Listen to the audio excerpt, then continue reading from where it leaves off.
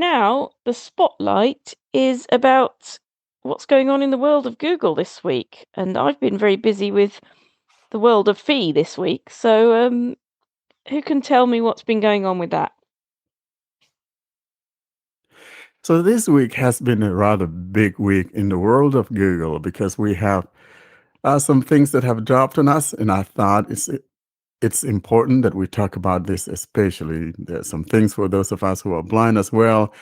And I think, how about we start with Lookout, and that has to do with the image description that a lot of people like to use. And finally, Google dropped it because we heard about it. When was that? During Google I/O.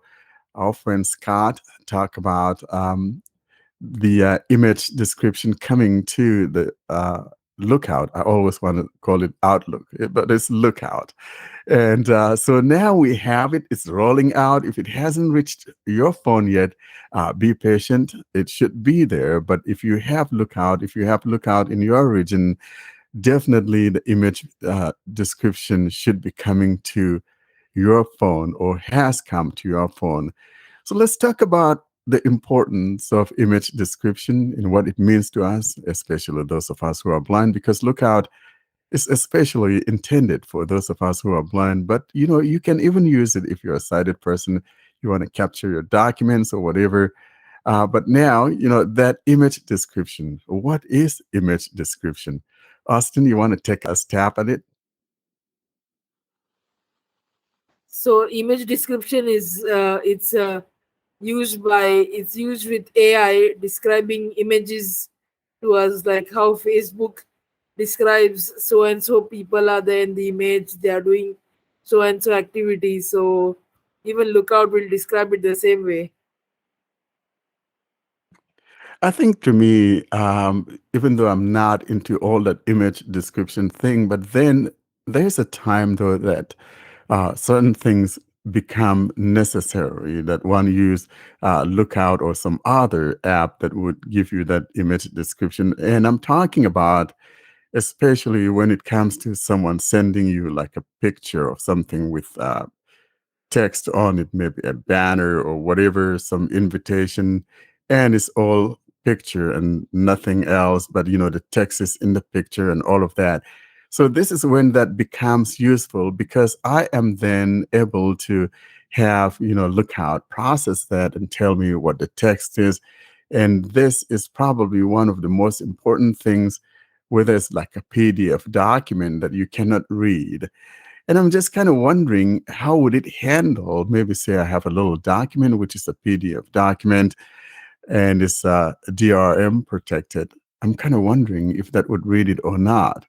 Has anyone tried that? Well, it's just dropping, so we can't really say for sure, could we? Presumably, this works with stuff you take photos of with the camera as well, and also stuff that's sent to you on your phone. Is that right? Can you use it for both?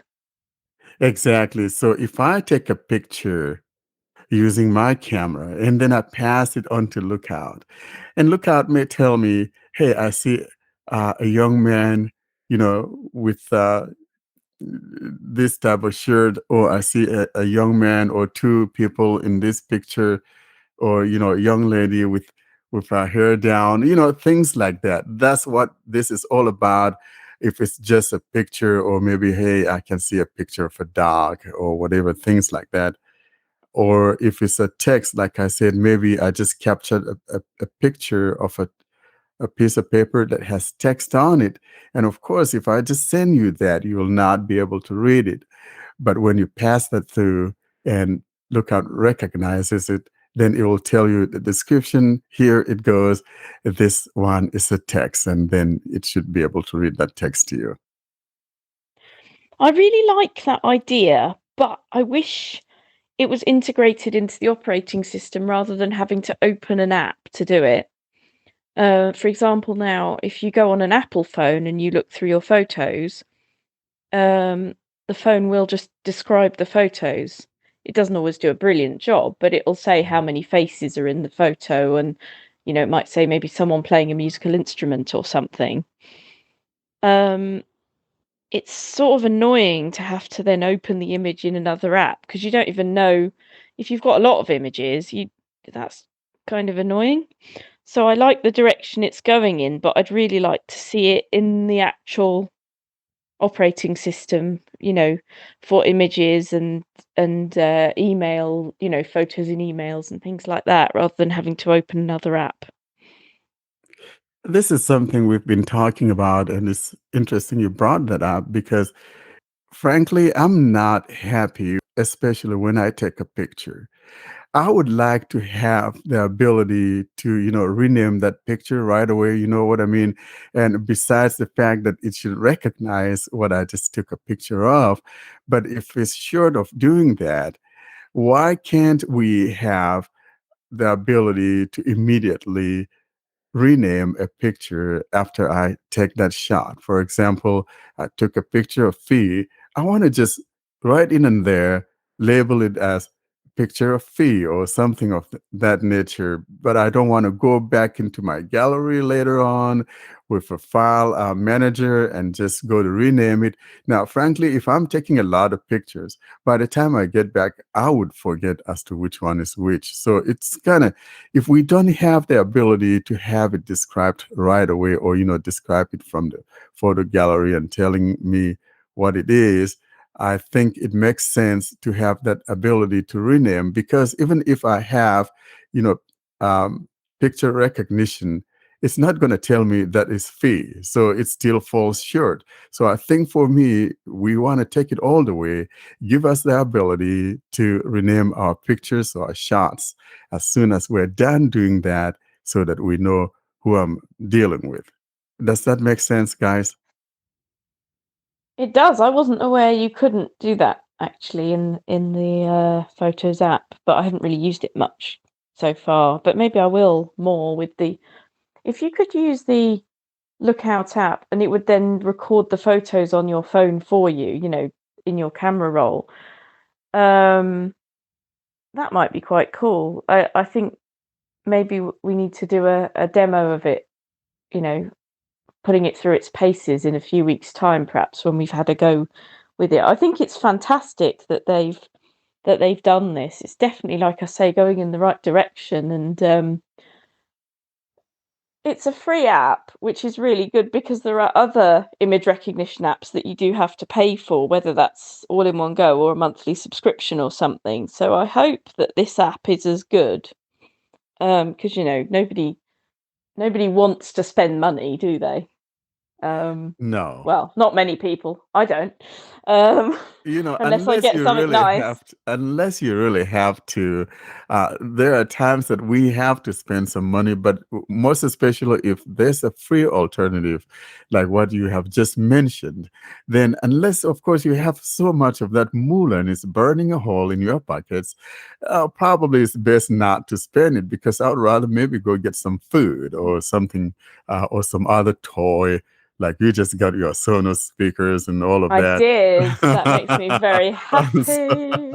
so get something like that instead of dumping it on an app. I'm not saying not to Yeah. buy an app. Of course, we buy apps all the time. But if there's a free one that does exactly what I'm looking for or whatever, absolutely, I'll gravitate toward that first before I go toward the paid solution. So I really like what Lookout is doing. And now this one is in a beta mode. It's not necessarily the final release. So it's probable that we'll be seeing some new features as it matures again and again. And so, again, this is just a beta. So we'll see what happens as it matures, right? But I think that's really good, being honest and saying it's a beta version, because sometimes apps are brought out and you use them and you think, this should have been called a beta. It's not very good yet. It's still got bugs. At least they're being honest about that. I think that's much more sensible than just bringing it out like Windows do, and then everyone finds loads of bugs because Yeah. it's their latest release. Hey, Doug, how about you? Do you think this feature is of importance? I know you have a little bit of side However, there are times that this might even come in handy for you. Do you think? Actually, yeah. Like for me, I tend to use stuff like image description services when it comes to memes and pictures posted up on Facebook. So even though I do have that little bit of vision, I definitely see this being something that is, again, back in my toolkit for a resource. I know before when I had InVision, I used their import tool for pictures fairly frequently. And then I just found it wasn't worth paying for. So now I've actually got the same equal, if not, in my opinion, better tools within Lookout. So I think in a lot of ways, Google just leveled the playing field between them, Envision AI, as well as Seeing AI. So I'm hopeful. Yeah, and we'll want to throw in a SuperSense in there too, because they too have the same feature, and so we don't want to forget that they too have that. Yes, definitely. Yeah, Fee, you are about to say something.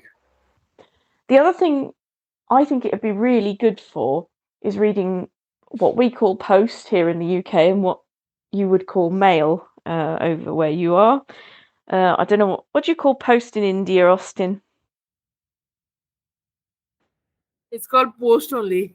You call it post like us. What did you expect, Fee? The Indians will always do things like you do out there in Britain. So Yeah. post is Yeah, post. no, of course. But no, it'll be really good for post because I find that apps like that aren't brilliant necessarily. For example, if you need to get a phone number from a letter, it can work, but it can be a bit dodgy if your camera skills aren't brilliant, and my camera skills aren't brilliant.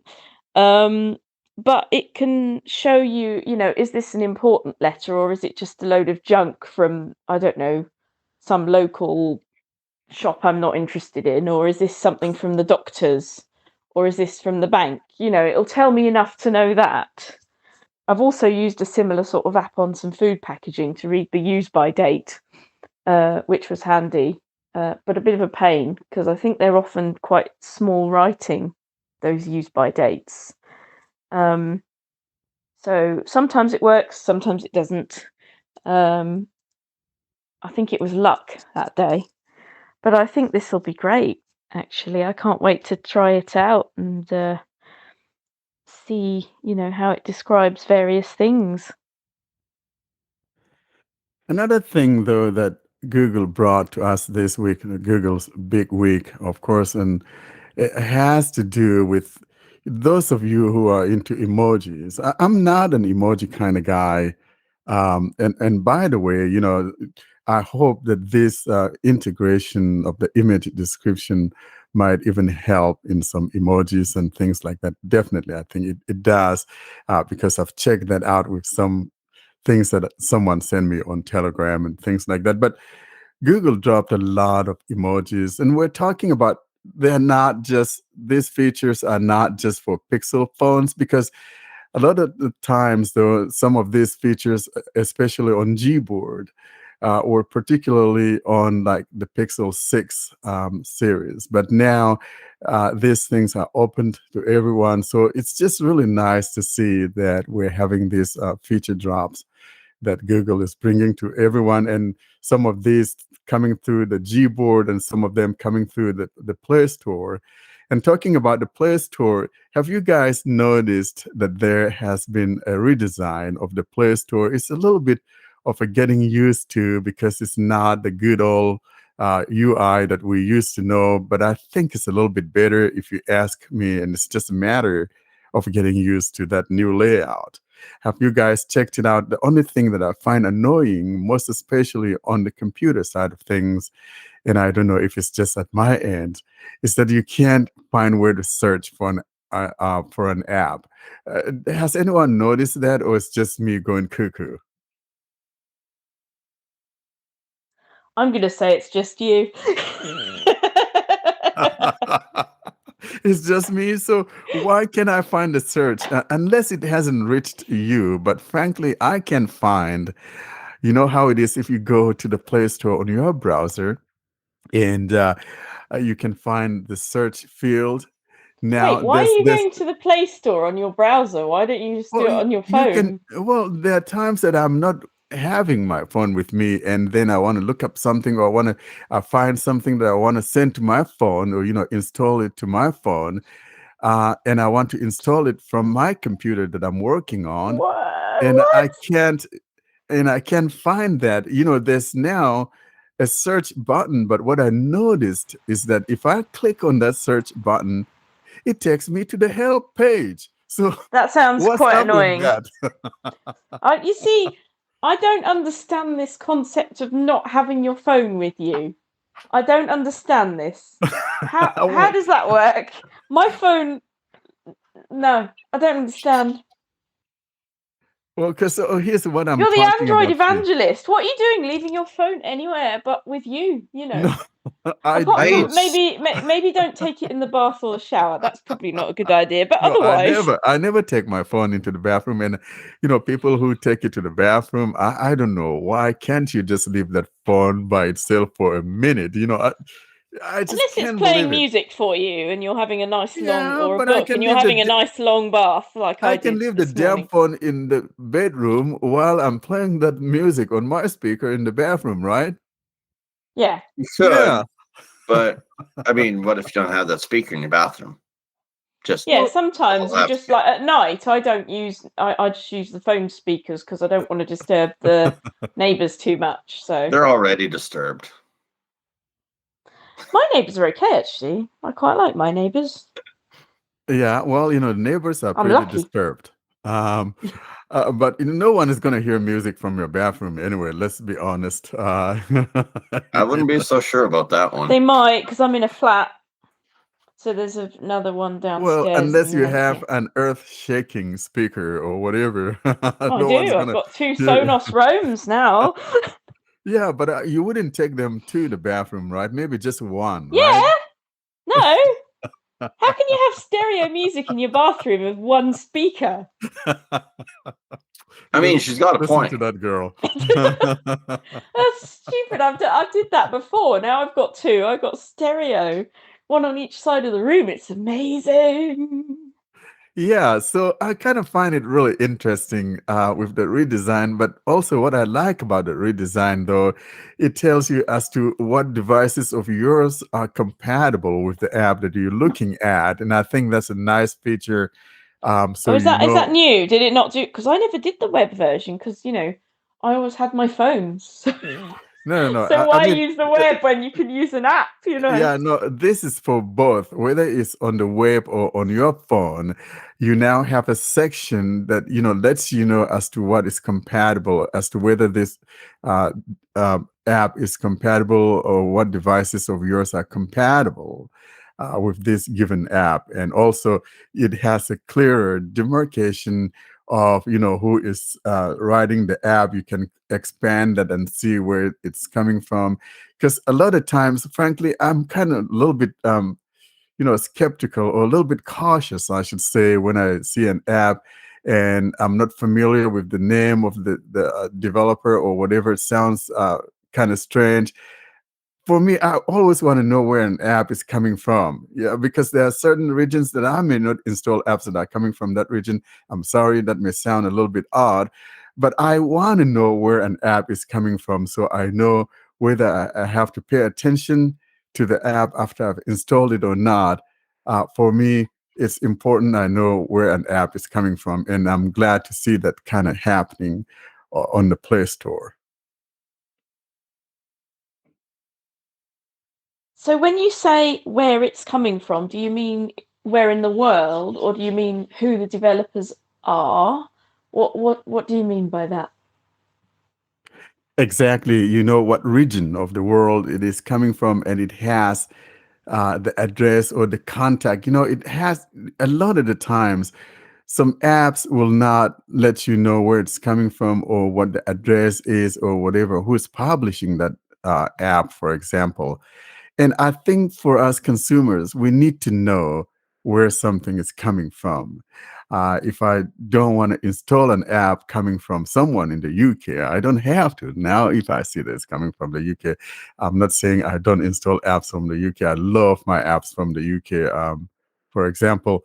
But in general, it's important to know where an app is coming from. Like our friend Rashikesh that we had on here from India. And by the way, lots of developers in India. Kudos to you, boys and gals out there. And I love those apps from there because those guys are very responsive when you talk to them about accessibility and all of that. And they fix things up. I like that. But then there's some regions that, the apps will be there and you try to contact them and they don't give a damn as to whether they want to fix your accessibility issues or not. So, I want to know where the app is coming from. So if something I'm going to bother myself about trying to contact them or not. So you know what I'm talking about. I do. And also, I mean, there might be a genuine language issue as well with some apps. If you're contacting someone about accessibility and English isn't their first language, they genuinely might not understand what you're asking. So if your app is from an English-speaking country, you might think actually that will be easier if I have a problem with the app. But you can often tell things like that in the descriptions of the app as well. If the English in the description of the app isn't very good, that can be an indicator sometimes that you could have a problem if the app is not accessible. And But they yeah, could always fix their whatever, they could, they could always have a translator to translate what I'm telling them about and things like that. But yeah, but some people don't. And, yeah, you but if I you're mean, a I guess it developer, though, you depends. need to pay attention to Well, it depends every. because the development, you might be a full-time developer or you might just do it as a little side project and actually you've got really busy day jobs. So, not all developers are equal. So, but Yeah, yeah, but if that's you're really good if you're to know. developing apps, though, you'll definitely be open to comments or questions because that's how you make your app better or Oh not yeah, better. that's how So it definitely, should you be. have to That's the pay way. attention to every single thing that comes through. Yeah, that's the best way to be a developer. I agree. Not that I am one, but yeah, as I say, not all developers are equal. Well, Fee, you could take up some development if you wanted to. You're still young. I could, but I'm too busy writing songs and sermons and prayers and doing reading and playing music, and I've got quite a lot going on already. But other than that, yeah, I could. Yeah, so let's talk about emojis. You guys like emojis, so if you like emojis, you're in heaven with some of these new feature drops So that what Google type has of new brought. ones, what have they got that's new that particularly stuck out to you then, Warren? Because I remember, for example, when Apple launched emojis of things like a white cane and a wheelchair and things like that. Is it anything like that? Or is it food? Or what type of emojis have they brought Just out all this week? kinds of emojis, a total of about like 1,600 emojis. So we're Oh, goodness. talking a slew of emojis here. And I'm not an emoji kind of guy. So I really didn't even check them out because I'm not into emojis. I don't know what the craze is about emojis, but people live or die by these things. And I can't believe how it is that people like these things. And what did we do when we didn't have these things? You know what I mean? It's just unbelievable. We I couldn't graphically swear. no, Like, I I'm sorry, the smiling pile of poo yeah. is the most politically correct and amusing way to indicate that someone is a POS. Like, come on. I know.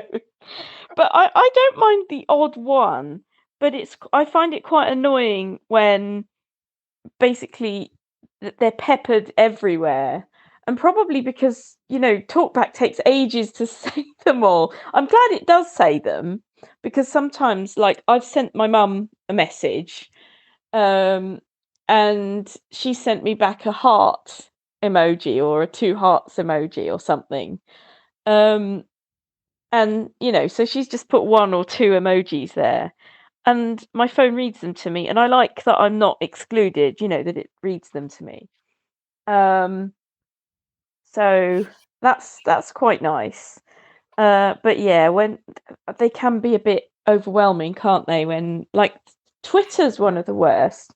Sometimes people change their Twitter handle so that before you get to their actual user ID that might tell you something about them, there's just a load of random emojis, and I tend to unfollow those people because I can't cope with that. It's just too annoying. Like, does anybody seriously use the flag emojis? Yeah, they do. They do. Like, I know, but why? I don't, but they do. Those I are know. the I most don't know why they can't pointless say emoji I'm in I the have ever seen. UK. And it's like, actually, that's one of the ones on Twitter quite often. A lot of people have put flag of the Ukraine before Yeah, their and they're not Ukrainian. It's like a Ukraine support thing. But it's like, oh mate, can you not put that after your name if you're going to put it?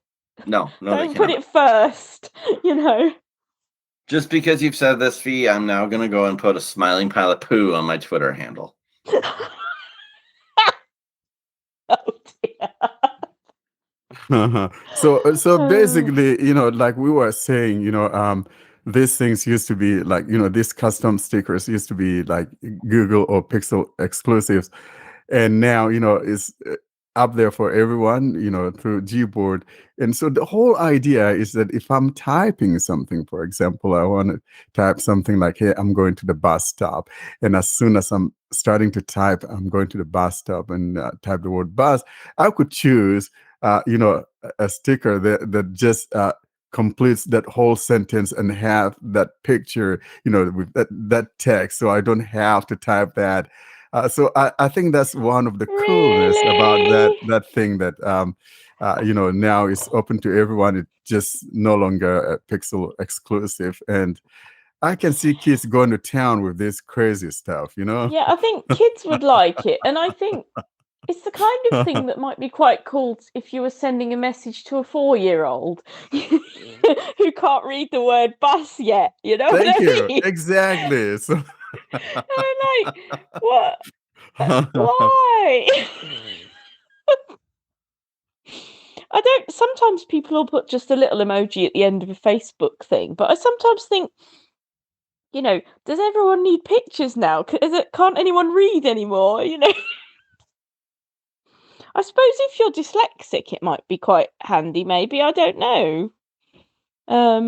It's kind of. I think you're right. It's kind of a craze, isn't it?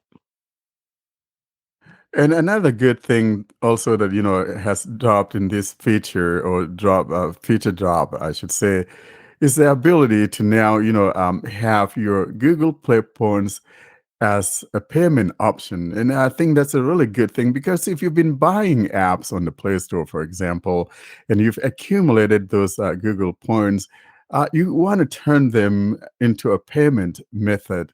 If you don't want to use your PayPal, you don't want to use your credit card, you could set that as your default if you have enough of those, and that becomes an option that you could use as a payment method. So I'm glad to see that happening. So are they like reward points for having bought lots of apps?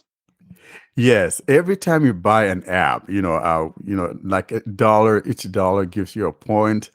And so if you've purchased quite a number of apps, then those accumulate. I think I have maybe like 400 and something points in mine, ever since they started the point system. And so I could convert that and make it a payment method. And so instead of using my PayPal or using my card or whatever as my preferred method of payment, I could use my rewards point as my preferred method of payment.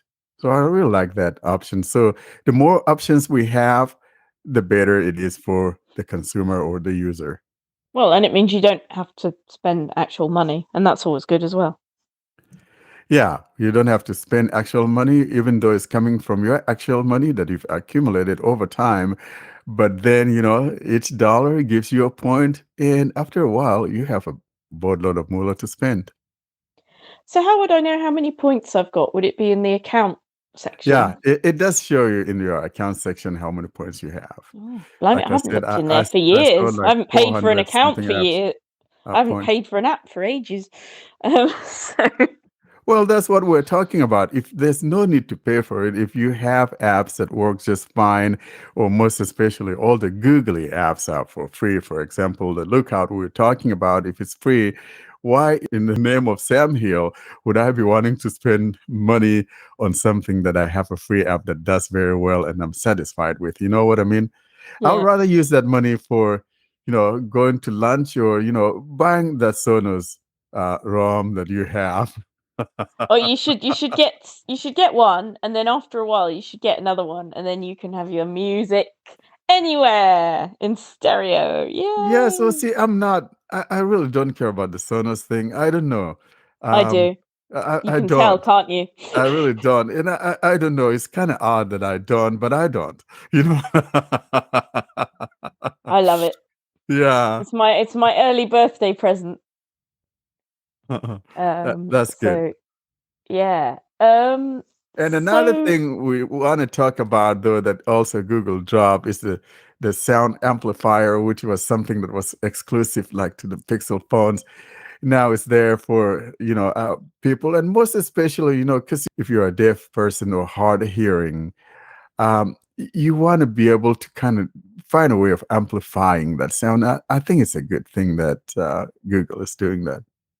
so what sound are they amplifying? Is it The the sounds sound of around you, or if you just want to hear a sound and cut back the background noise, that thing would do it for you. It's kind of like, hey, I want to turn this thing on and I want to focus on a given sound.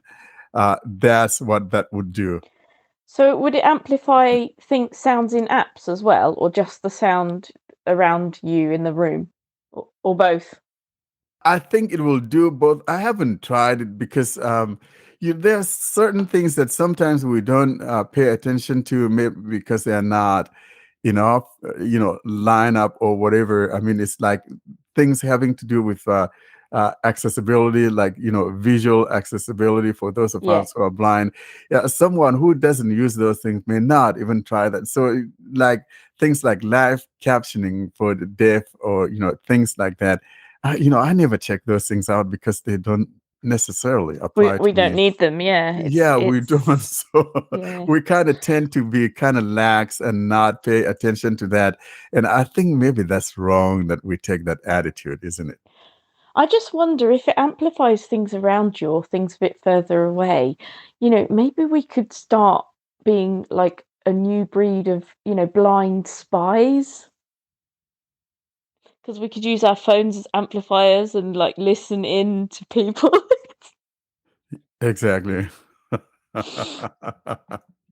Yeah, but these are some of the things. And of course, so we're looking forward to those things. And, if you're going to be on the Android 13 beta, of course, this month we'll have beta 3 dropping, and we'll see what comes up with this beta 3. So I'm really looking forward to that. But at least for the time being, these are the things that we have that in Google's big week that we have that dropped on us. So kudos to Google.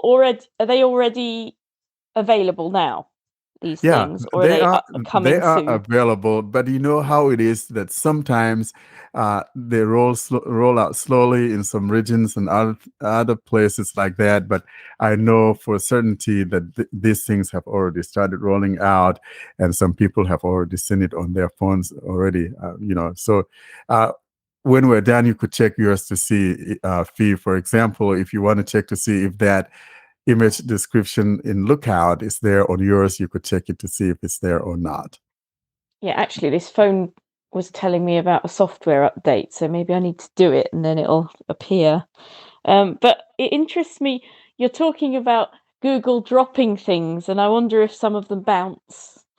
Well, it might bounce, and and when then they it might bounces, bounce and then roll out well, like a ball. when it bounces, though, it bounces on you and me, doesn't it? It Yeah. bounces on us, and therefore we catch it because we're good at catching those things. And therefore, Absolutely. we don't care whether it bounces or not. Drop that baby on me, shall we? Do you want to talk about ware-os-beta? Which one? The ware-os-beta Oh, that the released. ware-os. Yeah, we talked about that on our mailing list. There's a ware-os beta that people can opt in for your Google Wear OS. And also, we're talking about that. Samsung also dropped its own Wear OS for the Galaxy 4 series watches out there. And so it's been a very busy week in tech, most especially the big guys. I mean, Sonos bringing that Sonos voice controls and all of that. Sonos voice, something that they have been talking about for a while, and now finally it's here. So this last week has been, or this is still this week, right? The week ends today, has been a very busy week for these guys. And so, yeah, if you want to join that beta, we'll have that URL in our show notes for the Wear OS if you want to be part of that, and look up at that in our show notes.